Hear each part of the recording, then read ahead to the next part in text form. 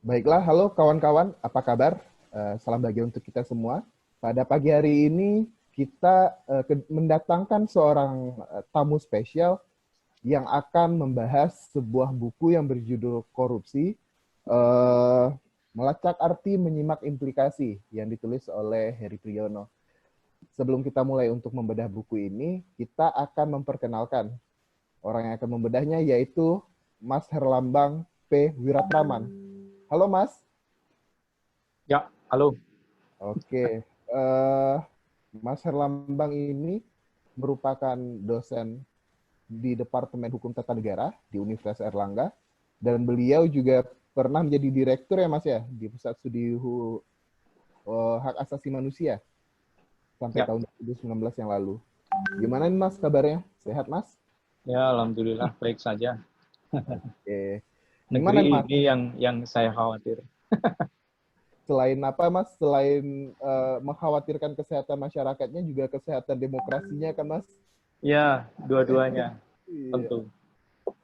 Oh ya, buat kawan-kawan yang pasti sudah mengenal Mas Herlambang, beliau juga aktif di gerakan anti korupsi, sehingga menjadi sangat cocok sekali jika kita membicarakan tentang buku korupsi ini bersama Mas Herlambang.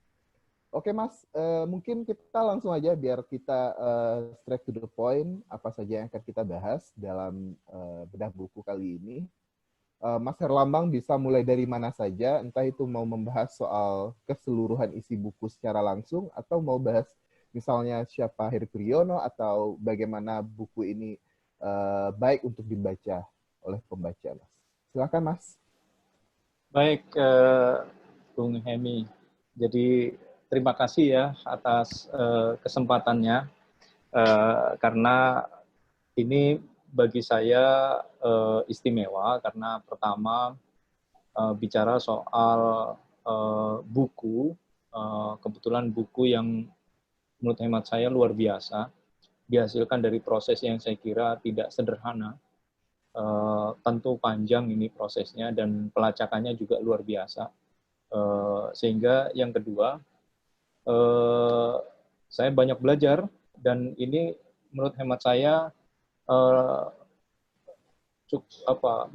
bisa direkomendasikan untuk kawan-kawan yang bekerja bukan hanya di kalangan intelektual tapi gerakan, karena dia seolah memecah kebuntuan dari proses-proses yang kita hadapi sehari-hari, sehingga kita membayangkan bahwa korupsi itu bukan sekedar soal konstruksi semata hukum, tetapi realitas sehari-hari. Nah, itu sebabnya di kesempatan ini sebenarnya saya sudah ada paper 4 halaman ya untuk mereview buku ini. Jadi buku ini kalau boleh saya juduli dari reviewnya adalah korupsi dan penjelasan soal keseharian manusia. Kira-kira begitu. Nah,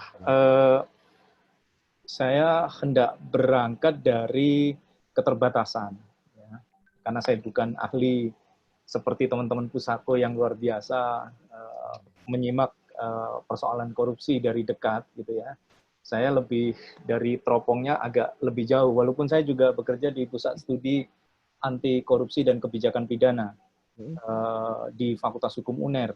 Kebetulan bagian saya adalah persoalan corruption and human rights. Jadi saya pegang program itu. Nah, sehingga itu sebabnya selalu terhubung dengan persoalan hak asasi manusia. Jadi disclaimer dulu nih ceritanya. Karena saya pembelajar, memahami buku karya Romo Heri Priyono ini luar biasa, memerlukan bagi saya praktis tak terhindarkan, saya memerlukan bacaan lain untuk memahaminya. Karena banyak sekali kutipan yang dia angkat di situ, sehingga perlu juga diskusi reflektif, mungkin dengan Anda, atau bahkan menjumpai penulisnya. Sebenarnya itu akan lebih pas untuk memahaminya lebih baik. Lebih-lebih kalau saya ini kan kemampuan bacanya, buku ini 2 minggu, jadi Anda bisa bayangkan keterbatasan saya memahami ya. Pasti ada yang luput dari bacaan saya atas buku ini. Oke, itu disclaimer-nya ya. Jadi mohon maaf kalau nanti penulisnya, oh itu belum cukup lengkap menjelaskan buku saya. Nah, jadi mengurangi rasa bersalah saya mengatakannya di awal. Saya ingin mulai dari cover ya. Saya nggak tahu biasanya kalau saya nulis resensi nggak pernah sih ngomong cover karena ini diskusi.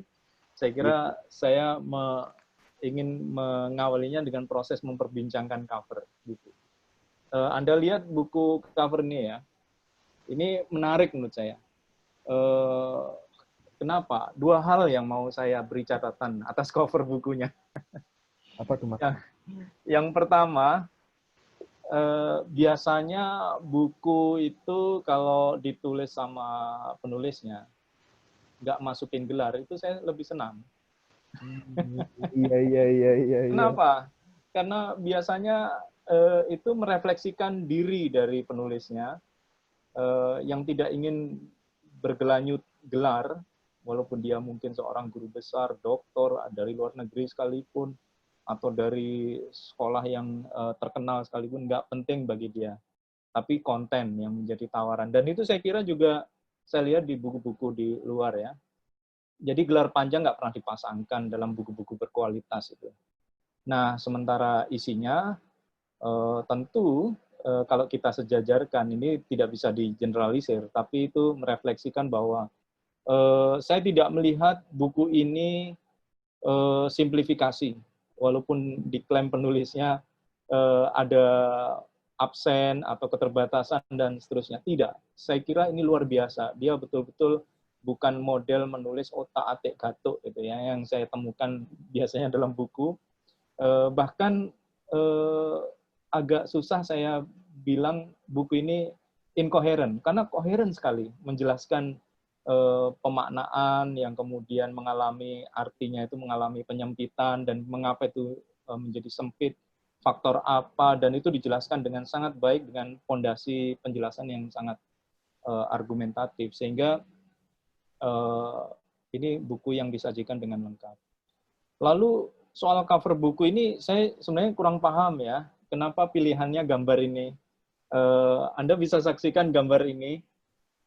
Ini sebenarnya three-headed snakes ya. Dugaan saya satu ular berkepala 3. Itu memang terkenal. Dan apalagi ini berada di pohon kering dengan akar-akar yang sudah tercabut tanahnya. Jadi ini semacam simbolisme sebenarnya.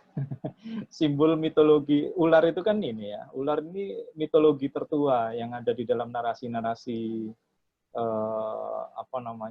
kisah klasik gitu ya, yang dalam bahasa Latinnya serpens. Binatang merayap ini merepresentasi ritual-ritual tua, di mana diketahui bahwa umat manusia juga seringkali menggunakan ular sebagai simbol baik maupun jahat. Gitu ya. Nah, menariknya ini ada di pohon kosong dan itu ditampilkan 3 ular yang menurut hemat saya itu seakan-akan menceritakan kompleksitas korupsi, kegersangan kehidupan, sekaligus simbol ngeri karena ini kayak ancaman ya. Nah, saya sendiri sih nggak pernah tahu ular berkepala 3 itu ada atau enggak gitu ya, fiktif atau beneran gitu lah, kira-kira gitu. Yang saya tahu sih jam 4.19 subuh waktu Surabaya, 9 September tahun lalu, 2019, itu ada 3 ular dilempar ke asrama mahasiswa Papua. Nah, itu karena urusannya rasisme terhadap Papua. Nah, di situ ada korupsinya. Korupsinya apa? Penegakan hukumnya nggak jalan. Jadi kita nggak pernah tahu siapa sebenarnya yang melempar 3 ular itu, 1 piton dan 2 ular berbisa di asrama Papua. Jadi saya mau bilang bahwa buku ini membuat saya semangat karena mengingatkan peristiwa itu. Jadi ini baru cover ya. Udah 5 menitan nih covernya. Ayo Mas, kita punya banyak waktu. Oke. Jadi dari mana nih? Buku ini sebenarnya juga luar biasa dari sudut pandang penjelasan ya. bagaimana korupsi itu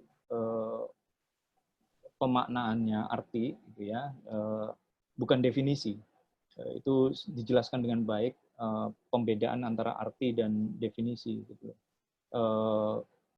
Jadi berseiring sebenarnya pemaknaannya itu dengan peradaban manusia itu sendiri. Dan ini menjadi perlu dilacak memang mengapa bisa begitu pemaknaannya pada masa itu. Dan ini ditulis oleh seorang filsuf, bukan seorang hukum ya. Kalau hukum pasal, bunyinya pasal berapa dan itu lahir dalam konteks politik apa itu ya. Ini seorang filsuf. Jadi dia mencoba memahaminya dengan perenungan atas makna-makna yang lahir dan bekerjanya dalam konteks masyarakat seperti apa. Sehingga kelebihan seorang filsuf itu kan selalu statement-statementnya melahirkan pertanyaan terus gitu. Sehingga memahaminya akan menarik dengan pertanyaan-pertanyaan sehingga kita mendapati makna itu karena pertanyaan-pertanyaan itu. Kontekstualisasinya yang berbeda. Jadi misalnya ketika mencoba menjelaskan korupsi, buku ini mengklaim ingin menjelaskan sebuah horizon sebenarnya, menjadikan tujuannya sebagai horizon karena karena horizon maka dia ingin menghadirkan ruang ketimbang cakrawala. Jadi satu hal yang menurut hemat saya menarik ya, karena selama ini kan cara berpikir anti korupsi itu fokus ke titik-titik tertentu, termasuk saya nih orang hukum yang konsentrasinya ke argumen-argumen pasal. Tapi saya nggak mau bicara hukum dulu, nanti belakangan tuh. Saya mau fokus ke bukunya saja. Nah, secara substantif nggak main-main karena tebal bukunya 664. Ini terbagi dalam 8 bab ya. Jadi bab 1 itu pendahuluan yang ditulis dengan metodologi. Kemudian dilanjutkan dengan bab 2 di mana menjelaskan soal arti dan definisi dan pembedaan atas keduanya. Kemudian keluasan makna dari korupsi sendiri menarik disajikan dalam bab 3. Secara sepintas saya membaca seperti itu. Kemudian sebelum bab 3 itu bicara soal sebelum modernitas kemerosotan sebagai paham klasik korupsi. Lalu ada perubahan-perubahan atau pergeseran yang mendapati maknanya yang berbeda dan baru. Itu disajikan di bab 4, di mana subtitle itu adalah zaman modern, nostalgia dan munculnya paham baru. Kemudian dinamika pemahaman arti korupsi itu menjadi kian menarik karena ada proses-proses pergeseran untuk tak dibilang sebagai pengerdilan makna, yakni sebagaimana di bab 5, zaman kontemporer. Ada penyelewengan mandat dan jabatan publik. Nah, itu sebenarnya berseiring dengan perkembangan pemikiran birokrasi modern. Ya. Dalam perspektif yang lebih beragam, sebenarnya ada tawaran dari penulisnya, proses saintifikasi atas pendekatan yang ditawarkan dalam bab 6-nya. Ini yang menarik. Karena di bab 6 itu ada pendekatan studi korupsi. Lalu bab 7, penulis ingin menegaskan arti dan implikasi yang lebih dalam, proses reflektifnya, sekaligus menegaskan posisi, quote-unquote ya, ini istilah saya, posisi horizonnya. Ya, ini di bab 7, korupsi sebagai persoalan moral. Kenapa? Karena menurut buku ini, definisi yang semakin menyempitkan makna itu otomatis mengosongkan pemaknaan moral di dalamnya.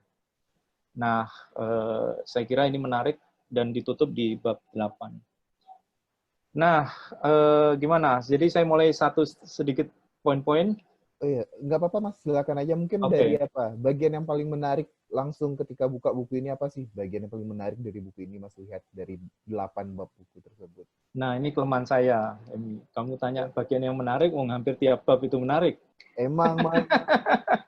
Jadi, misalnya ya, Kalau saya bilang tiap bab itu menarik karena 2 minggu menjadi waktu yang rasanya tergesa-gesa baca buku ini. Misalnya di bagian pendahuluan ya, ketika bicara soal metodologi, buku ini mencoba untuk menjelajahi berbagai pendekatan dalam bidang studi yang klasik ya.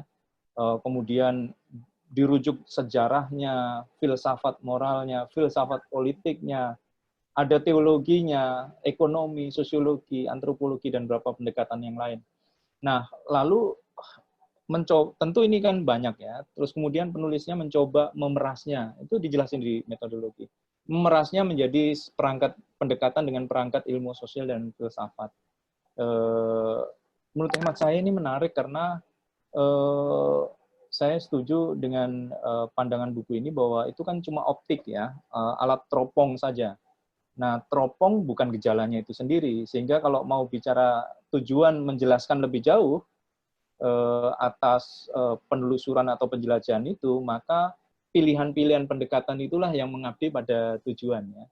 Nah, kalau kamu bandingkan dengan orang hukum, orang hukum itu kan sui generis, katanya begitu. Cara berpikirnya ya, hukum itu punya karakter ilmu sendiri, kadang nggak berjumpa atau nggak berhubungan, berelasi dengan ilmu lain. Apa akibatnya ya?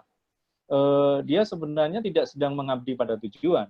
Dia sedang mengabdi pada metode yang itu justru menjauhkan dari esensi yang sedang dibahas. Gitu. Nah, itu kelemahan pendidikan hukum kita yang harus dikoreksi. Oleh sebab itu pendekatan interdisipliner atau multidisipliner itu menjadi perlu. Nah, buku ini barangkali menjadi relevan untuk mahasiswa hukum, ya, salah satunya. Walaupun ini saya bilang relevan untuk siapa saja, tapi untuk konteks hukum di mana Pusako bekerja atau di pusat-pusat studi hukum anti korupsi itu bekerja, maka buku ini semacam kalau istilahnya Saldi itu fondasi ya untuk memahami kerangka hukum. Karena saya baca juga resensinya Saldi di Kompas.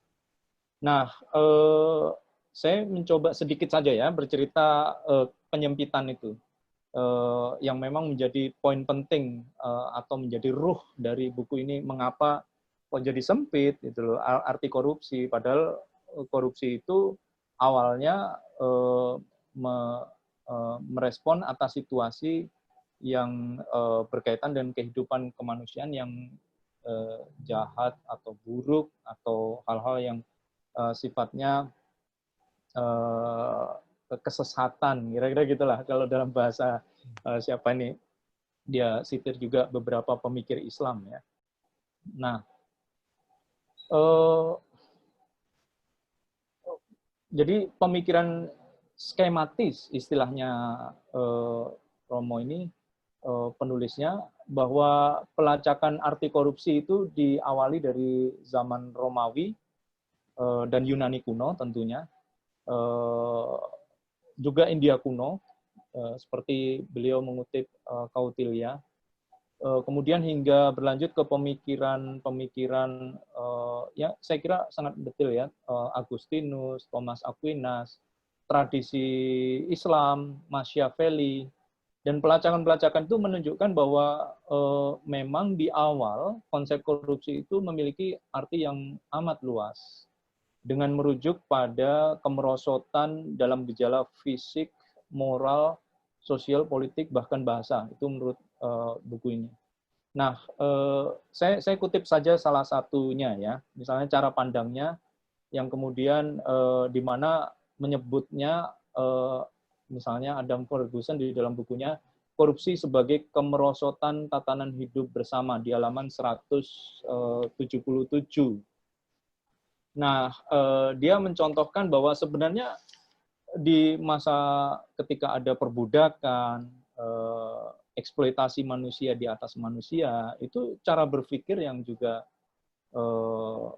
korup, karena itu berada dalam ruang atau berada dalam konteks pemikiran pertengahan abad 18. Jadi itu salah satu contoh untuk menunjukkan bahwa arti korupsi itu bisa menjangkau seperti itu. Nah, kemudian buku ini dilanjutkan dengan menjelajahi secara skematis lagi di zaman modern. Nah, ini yang menarik di sini fase-fase yang juga menurut hemat saya semakin mendekati dengan apa namanya konteks ya, konteks hari ini, yang kemudian kita lihat ada cara berpikir yang diuraikan di dalam buku ini Thomas Hobbes, Montesquieu, dan Adam Ferguson sendiri yang kemudian menyitir bahwa ada kemerosotan itu, dan maaf, bukan kemerosotan, proses-proses penyempitan makna yang tadinya bicara soal perbudakan yang begitu luas dan kemudian menjadi mengertil. Dan kemudian ada Adam Smith, Jeremy Bentham.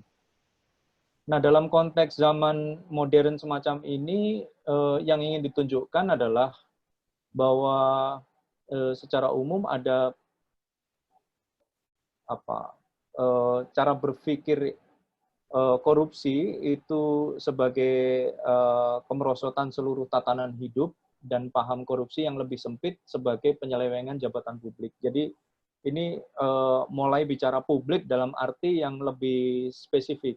Kalau sebelumnya publik juga dibicarakan, pasti. Tapi publik dalam arti yang luas, rakyat kebanyakan. Nah, publik itu lebih terkonstruksi sebagai cara pembelajaran yang, cara kajian-kajian yang justru, kajian korupsi yang justru menyempitkan makna. Sekedar contoh saja ya, halaman ini karena pusaku ini orang-orang tata negara, saya carikan contoh yang dekat gitu ya dengan tata negara. Jadi membahas jadi buku ini Romo Heri membahas kaitannya dengan pikirannya Thomas Hobbes. Kalau Anda simak di halaman 155 sampai 158, kita tahu du kontrak sosial atau kontrak sosial itu juga pada akhirnya dalam konteks beliau menjelaskan dulu kontrak sosial itu apa dan bagaimana wujudnya dalam konteks sosial, politik, dan seterusnya. Nah, kemudian di halaman 155 dia mulai membahas tentang misalnya lalu apa urusannya, karena Thomas Hobbes itu nggak pernah menelaah khusus korupsi, tapi cara memahami korupsi yang dikenalkan oleh pemikirannya Hobbes itu bisa dilacak dari pemikiran tata negaranya. Nah, itu maksud saya, mau mendekatkan dengan teman-teman Pusako yang selama ini motor gerakan. Nah, menurut dia ada 5 itu. Pertama, ketika bicara apa yang langsung dapat dikenali adalah sentralnya kekuasaan berdaulat sebagai otoritas yang menetapkan suatu perbuatan atau praktek sebagai korupsi atau bukan korupsi. Nah, ini cara melihat pemikiran Hobbes ya, bagaimana pemaknaannya terhadap korupsi. Kemudian terjadi pengertian yang dimaknakan sebagai degenerasi atau kemerosotan yang kuat dalam alam berpikir Yunani dan Romawi sampai Renaissance, tetap menandai pemikiran Hobbes, tapi bukan lagi dalam arti umum, tapi kemerosotan moral dan cara hidup. Yang ketiga, bingkai tolak ukur yang dikenakan Hobbes adalah bagaimana mencegah kondisi kehidupan dalam tata negara runtuh menjadi kekacauan kondisi alami. Nah, dan ini ada penjelasannya, seperti kekacauan karena perang saudara, ada provokasi pemberontakan, dan seterusnya. Kemudian Hobbes juga, yang keempat, Hobbes juga mengatakan bahwa perhatian pada praktik korup pada penasihat penguasa. Para penasihat korup yang dikecoh oleh kepentingan mereka sendiri. Di sini yang mengkritik akibat retorika kaum humanis Renaissance yang membuat apa yang tidak benar seolah-olah menjadi benar. Yang tidak baik nampak baik, dan yang tidak adil seperti terdengar adil. Jangan-jangan nyambung ya dengan konteks hari ini. Karena akrobat retorika itu bertujuan menggerakkan emosi ketimbang nalar. Yang kelima,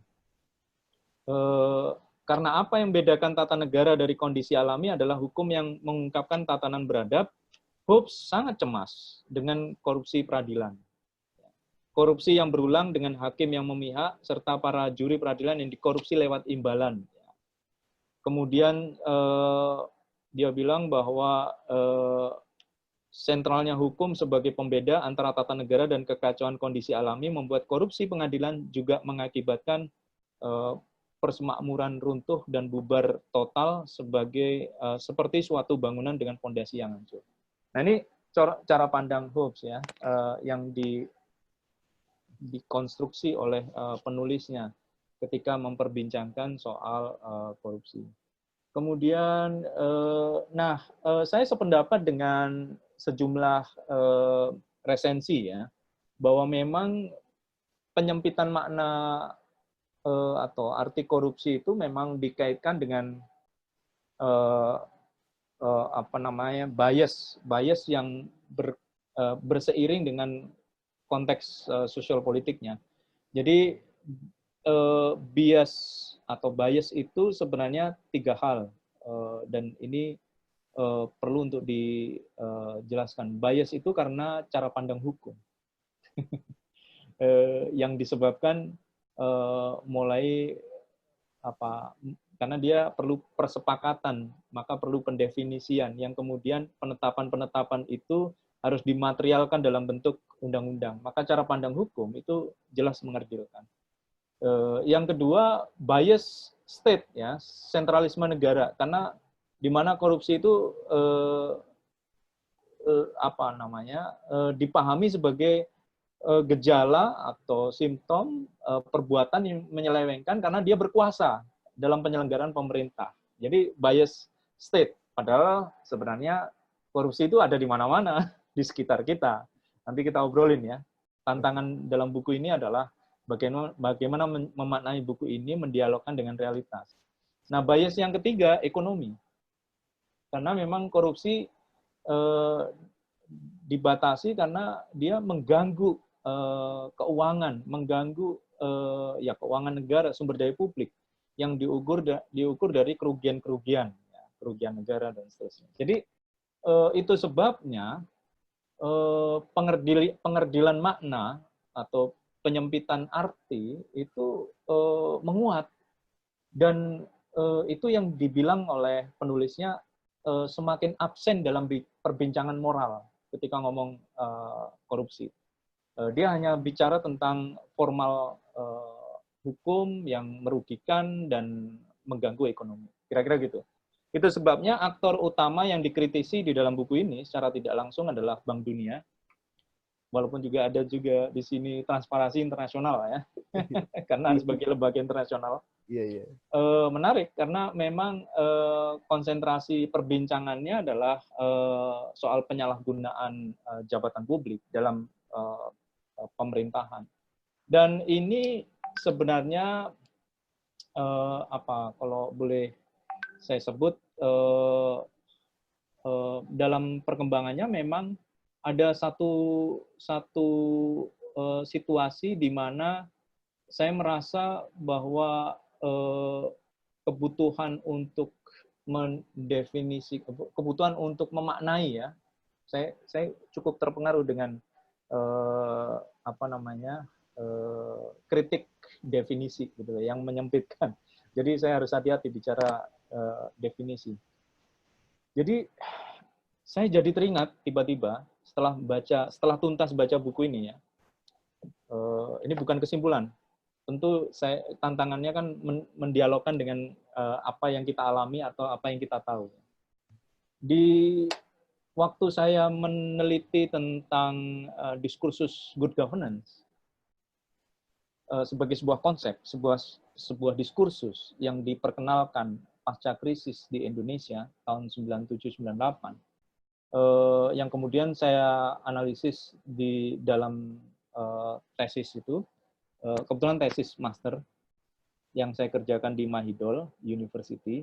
Nah, saya itu sudah punya argumen yang waktu itu saya tidak bicara moral, tapi saya mengkritisi hal yang sama atas apa yang dikerjakan oleh Bank Dunia.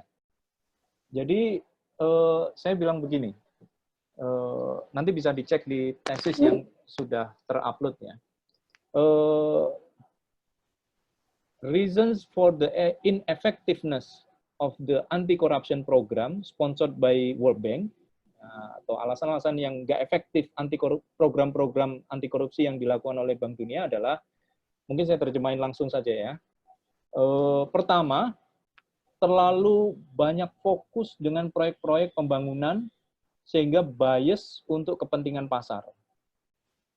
Kedua, injeksi atau suntikan dalam bentuk standar yang memastikan sistem hukum atau kepastian hukum dalam konteks program itu tidak ubahnya seperti transplantasi hukum yang ditransplantasikan dari konteks yang berbeda, yang kemudian sesungguhnya apa yang dilakukan itu tidak men-tackling fragmentasi kekuasaan dan sistem oligarki. Nah, itu 2006 saya menulis begitu. Kritik yang sama dengan pendekatan yang mungkin beda ya. Jadi melihat peran Bank Dunia itu seperti apa. Sehingga tidak mengejutkan, saya lanjutkan poinnya, sehingga tidak mengejutkan mengapa korupsi itu rampantly happening in many ways. Jadi sangat luar biasa terjadi di berbagai cara. Di sejumlah institusi, judicial, parlemen, birokrasi, sektor swasta, partai politik, dan melalui legalisasi korupsi. Sekalipun pemerintah Indonesia telah memproyeksikan good governance sejak kejatuhannya Soeharto melalui berbagai ragam agenda pembaruan. Dan itu dibiayai oleh multilateral donor institutions, itu saya sebut. Bagaimanapun realitasnya, korupsi dan penyalahgunaan kekuasaan terus memburuk dari tahun ke tahun. Itu kalau mau ngutip Wiratraman 2006 halaman 63. Kira-kira begitu. Nah, jadi saya punya concern yang sama nih. Seakan-akan menambah amunisi baca buku ini. Bahwa memang kosong. Konsep moralnya aja nggak ada. Jadi nggak menjangkau hal yang begitu. Nah, hanya saja memang pendekatan yang saya gunakan itu political economy of law ya, dalam ketatanegaraan. Pendekatan ekonomi politik untuk melihat proyek-proyek hukum atau legislasi ataupun penegakan hukum. Sehingga memang Bank Dunia sendiri itu pendekatannya sangat legal technocratic approach. Itu istilah yang saya tulis sebenarnya di dalam master thesis waktu itu. Karena dia sebenarnya nggak bicara utang yang dia berikan sendiri di rezim otoritarian Soeharto waktu itu. Seolah-olah nggak berdosa gitu atas masa lalu yang membuat Indonesia terpuruk. Nah, saya mau ini udah agak panjang ya. Saya mau refleksi saja ditempatkan seperti apa buku ini. Karena ini banyak sekali yang mau bisa kita bahas ya. Tantangan membedah buku ini, menurut hemat saya begini. Tantangan melihat buku atau membaca buku ini kan bukan sekedar soal apa isinya, tapi bagaimana menempatkan buku tersebut dalam konteks perkembangan kontribusi keilmuan. Sekaligus pengetahuan tentu ya, dengan dinamika yang ada, apakah dia menguatkan posisi, menjustifikasi, mendenial, ataupun juga mungkin memfalsifikasi. Nah, tapi buku ini rupanya memang melengkapi literatur yang memang betul-betul kosong atau absen di dalam khasanah keilmuan soal korupsi. Dan yang kedua, dan saya lebih confident sebenarnya mendiskusikan dengan Anda, ini adalah bagaimana menempatkan atau mendialogkan buku ini yang sebenarnya dihasilkan dengan luar biasa, mendialogkan buku ini dengan realitas sekarang atau hari ini, realitas sosial, budaya, dan politik. Dan ini tantangannya bagi pembaca adalah setelah membaca buku ini, kemudian dia ajak kemana tuh pemikiran kritisnya untuk melihat realitas. Misalnya kalau saya orang kampus, di dunia kampus ada nggak ya penyempitan-penyempitan yang sebenarnya itu korupsi, tapi nggak dianggap korupsi. Misalnya tradisi upeti, mahasiswa ngasih kue atau bahkan ngasih uang dalam ujian disertasi itu bagian korupsi atau enggak? Nah, kira-kira gitulah ya. Itu sebabnya dari awal saya nggak pernah mau nerima bingkisan-bingkisan ketika proses jelang ujian atau bahkan sampai setelah ujian. Saya harus hati-hati betul ya. Bahkan menolak kalau sebelum ujian itu tegas, dan saya mengajak kolega-kolega dosen untuk di Universitas Erlangga ya untuk tidak mau menerima hal-hal yang begitu. Ya, tadinya hanya sendiri, tapi lama-kelamaan sudah ada satu dosen yang ikut gitu ya, dua dosen yang ikut gitu, makanan sudah dibawa ditaruh lagi gitu. Karena saya nggak ngambil. Kenapa? Bagi saya itu penting untuk pembelajaran buat mahasiswa, buat dosen juga, bahwa itu adalah bagian yang sebenarnya dikritisi oleh penulis ya tentang pemaknaan atau arti korupsi dalam arti realitas yang sehari-hari di mana ada kekosongan moral atau absennya moral. Nah, itu sebabnya buku ini sebenarnya mengajak kita semua mengembangkan pemikiran kritis sekaligus mengubah persepsi atas tindakan-tindakan terkait dengan korupsi, dan itu sesungguhnya memiliki keluasan makna yang penting dalam mengatasi krisis moral atau integritas sekaligus krisis kemanusiaan yang sebenarnya terjadi hari-hari ini.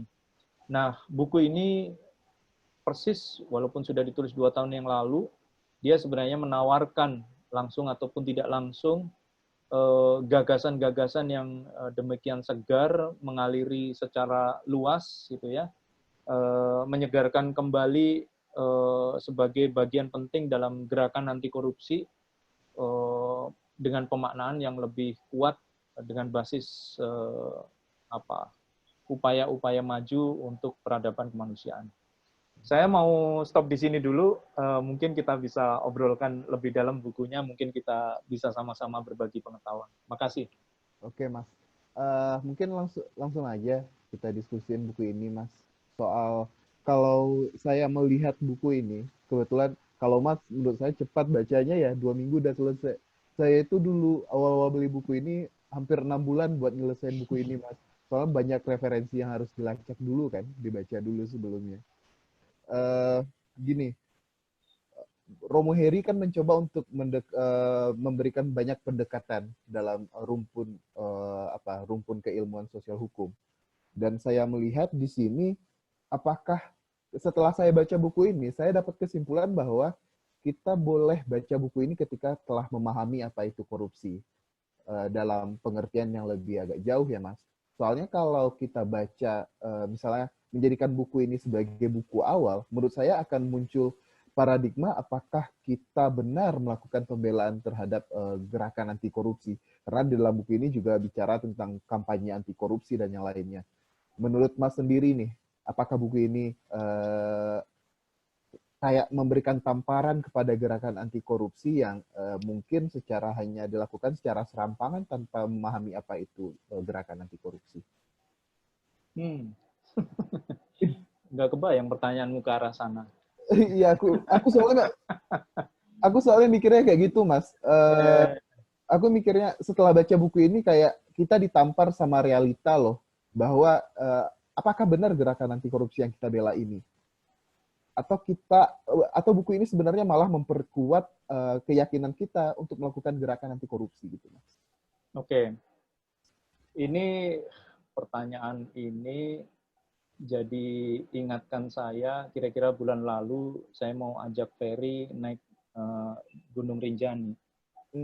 Ya. Dalam kondisi usia yang semakin menua. Sementara kita tahu mungkin pengalaman naik gunungnya mungkin sudah berbeda ya, berbeda zaman, berbeda konteks. Itu juga berseiring dengan pengetahuan. Maksudnya begini, saya percaya proses ya, tidak ada yang instan.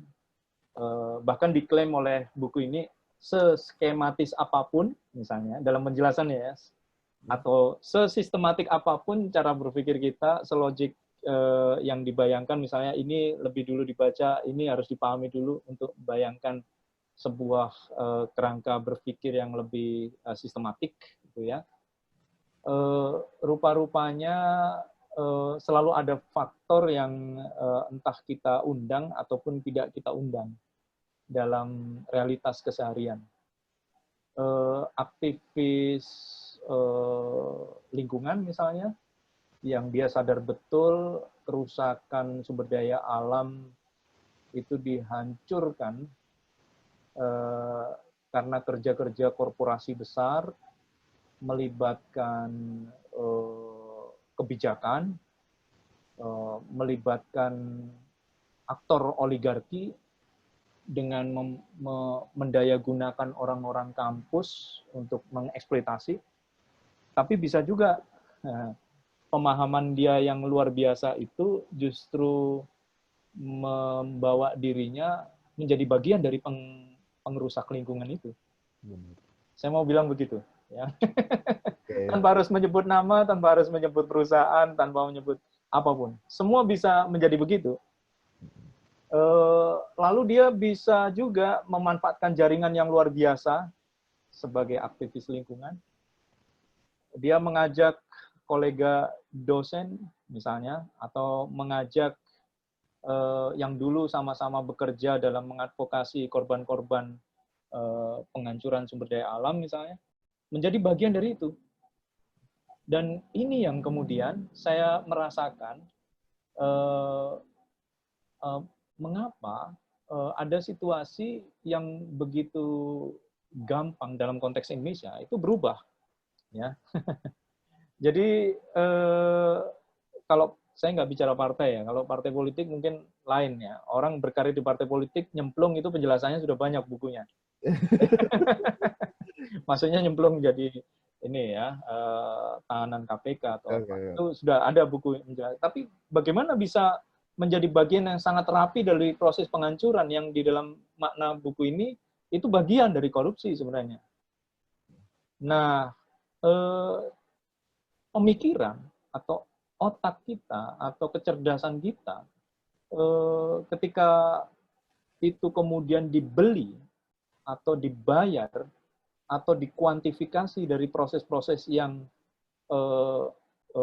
menjadi pengerdilan makna yang dikontestasi di dalam ruang hukum, ruang peradilan, karena mengabdi pada pembayarnya, itu sebenarnya juga korupsi. Jadi itu sebabnya saya mengkritik keras peran-peran perguruan tinggi yang menjadi karpet merah korporasi atau tunduk di bawah korporasi hanya karena ingin melegalkan penjaraan sumber daya alam. Jadi bagi saya itu korupsi gitu ya. Walaupun kampusnya bicara tentang ajaran-ajaran integritas, kampanye tentang moralitas, atau Pancasilais, atau diajarkan kewarganegaraan, tapi kalau masuk dalam proses-proses seperti itu, sebenarnya dia sedang meleburkan diri dalam situasi korupsi yang jauh lebih berbahaya, sistematik. Iya, itu nyambungnya dan ke liberal. Dan itu kira-kira jawabannya ya. Secara tidak langsung mungkin kamu bisa nangkap pesannya. Iya, aku paham. Jadi bagaimana tetap menjaga semangat baik aja ya Mas ya buat menjaga gerakan ini. Iya, tapi memang begini ya.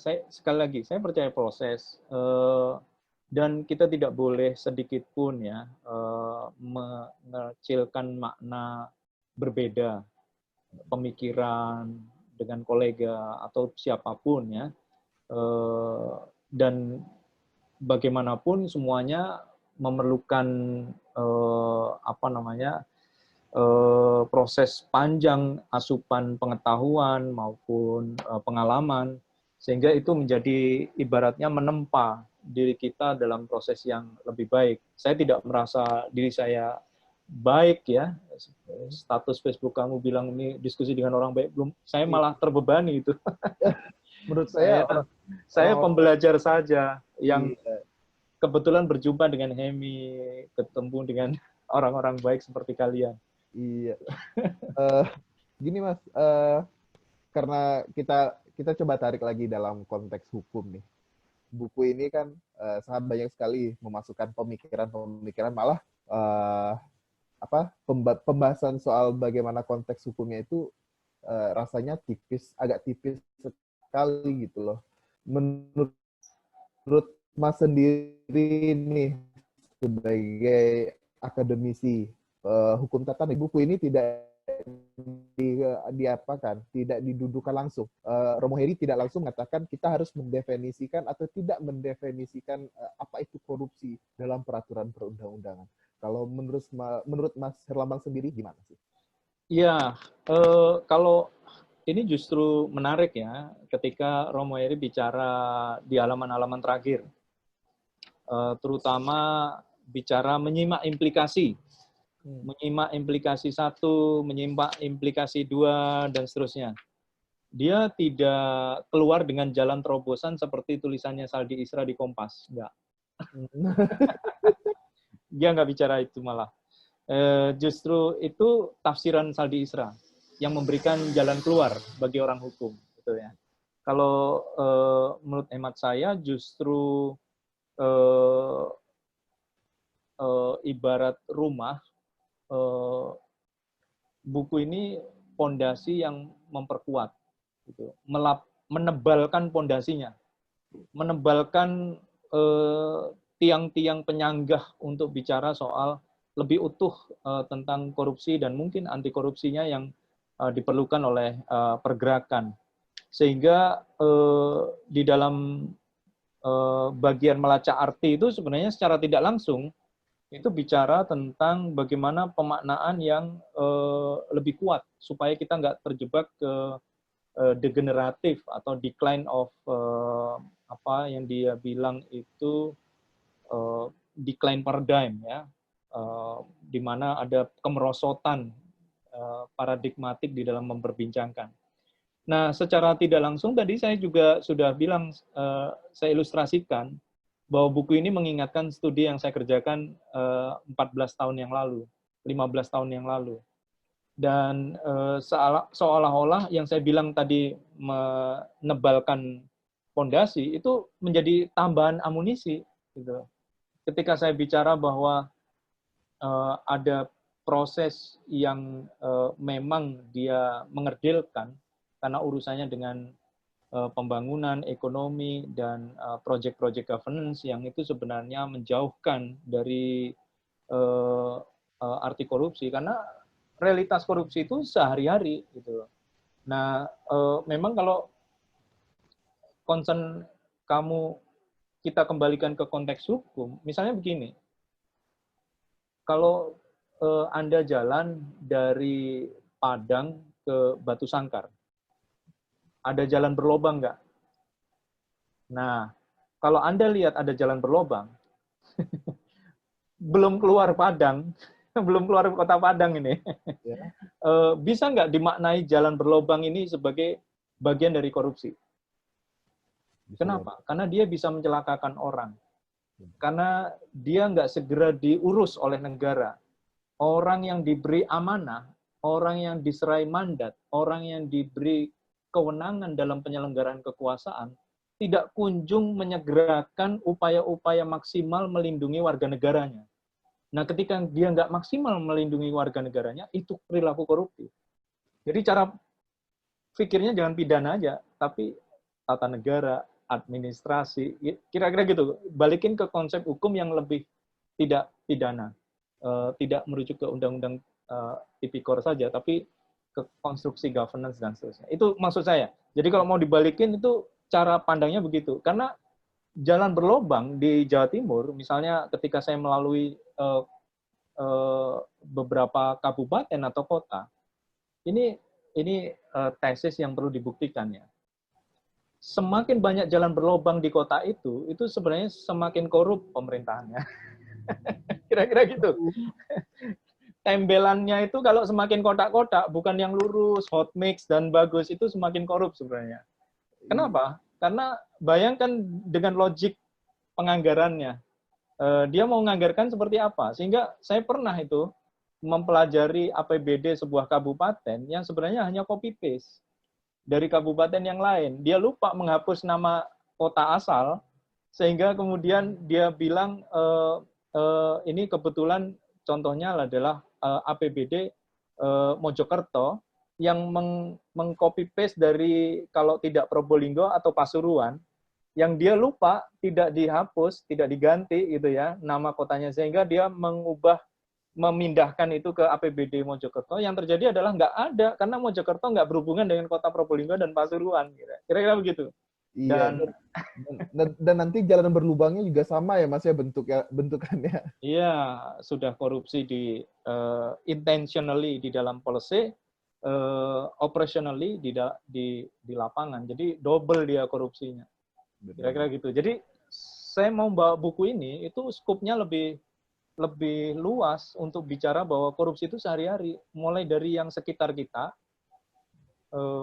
dalam kehidupan apapun, gratifikasi, ya. Oh, nggak apa-apa ini karena nilainya kecil. Oh, nggak bisa. Kita nggak bisa bilang begitu. Itu soal integritas, soal bagaimana kita menjaga bahwa relasi misalnya dosen dan mahasiswa itu asimetris gitu, sehingga kalau mahasiswa memberi sesuatu kepada dosen, dosennya punya kewajiban harus hati-hati itu.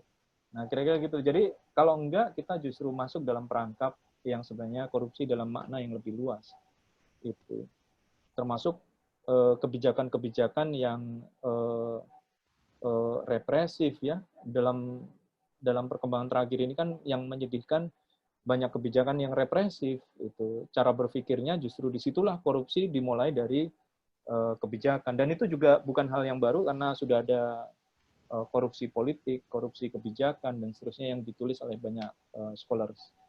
Oke. Ini mungkin jadi apa ya Mas ya, pertanyaan terakhir. Nanti juga bisa Mas Her langsung closing statement. Saya penasaran aja nih.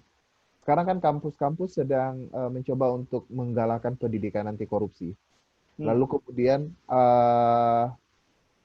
apakah ada kemungkinan kalau logika yang dibawa ke fakultas selain hukum itu masih memakai logika konstruksi hukum dalam melihat permasalahan korupsi?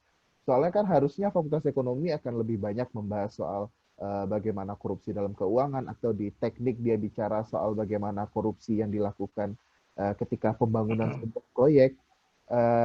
Menurut Mas Herlambang, apakah buku ini akan dapat untuk memberikan pemahaman yang lebih jauh tentang pengkotakan permasalahan-permasalahan korupsi, Mas? Iya, jadi bagus ini. Korupsi di dalam buku ini disebutnya sebagai persoalan sepanjang masa. Jadi bukan persoalan hukum semata, bukan persoalan melihat peristiwa dan kemudian peristiwa itu dikonstruksi dengan rumusan-rumusan yang terpenuhi unsur-unsurnya sehingga dia menjadi tindak pidana korupsi. Tidak. Buku ini tidak sedang menyasar ke situ. Buku ini sedang bicara soal konteks peradaban manusia yang krisis moral, dan kemudian dia ingin melihat kekosongan-kekosongan arti sebenarnya di dalam memahami korupsi keseharian. Itu sebabnya dalam paper saya yang belum jadi ini, korupsi dan keseharian manusia.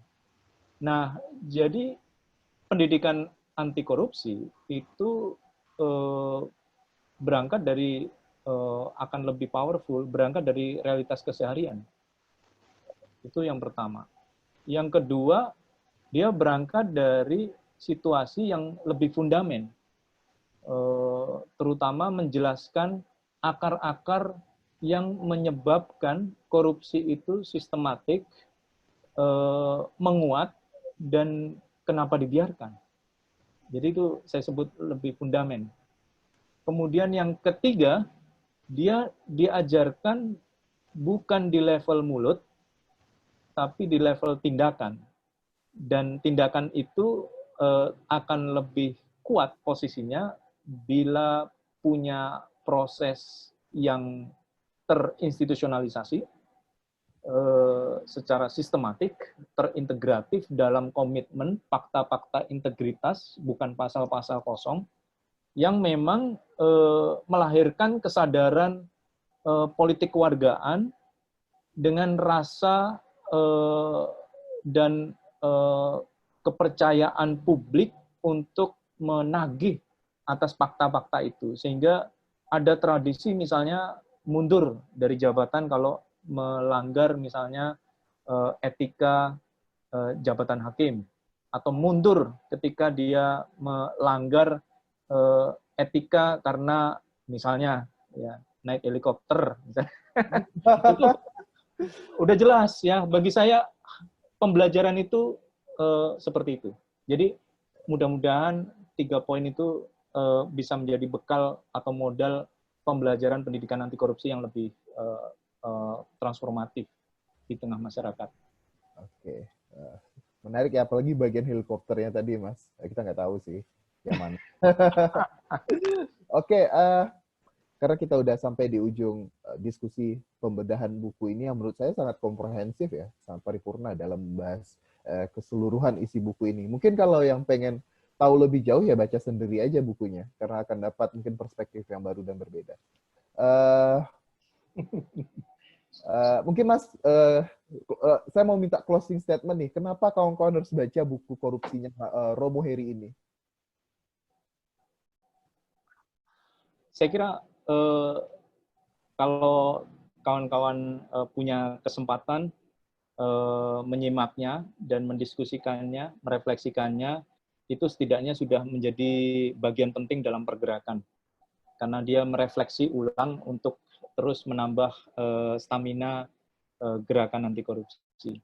Ya, jadi membacanya saja itu sudah pintu masuk untuk menggerakkan. Karena itu mencoba menambah amunisi secara paradigmatik, bahkan walaupun di sini dibilang tidak seskematis apapun yang diakui oleh penulis ada keterbatasan, tapi saya harus mengapresiasi buku ini adalah buku yang sangat membantu kita semua menelusuri betapa korupsi masih bertahan di masyarakat kita.